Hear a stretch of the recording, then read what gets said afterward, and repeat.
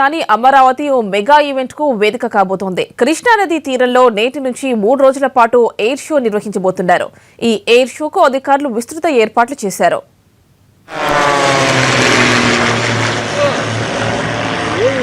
నవ్యాంధ్రలో తొలిసారిగా జరుగుతున్న ఎయిర్ షోకు సన్నాహక విన్యాసాలివి. ఈ రోజు నుంచి 3 రోజుల పాటు కృష్ణా తీరంలో ఈ విమానాలు విన్యాసాలు నిర్వహించనున్నాయి.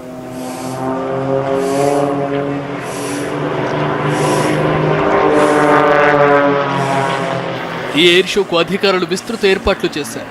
కృష్ణా తీరంలో పున్నమి, భవానీ ఘాట్ల నుంచి ప్రేక్షకులు విన్యాసాలు తిలకించేలా ఏర్పాట్లు చేశారు. సాయంత్రం భవానీ ఘాట్లో ఎయిర్ షోను బాబు తిలకిస్తారు.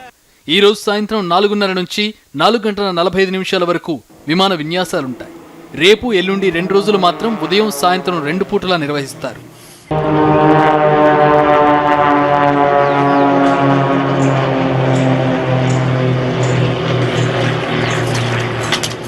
ఇంతకుముందు హైదరాబాద్, బెంగళూరులో మాత్రమే ఈ విన్యాసాలు నిర్వహించారు.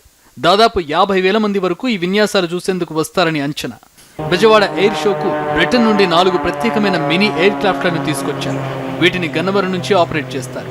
నవ్యాంధ్రను టూరిజం హబ్గా మార్చాలన్న ప్రయత్నంలో భాగంగానే ఇలాంటి కార్యక్రమాలు నిర్వహిస్తున్నట్లు అధికారులు చెబుతున్నారు.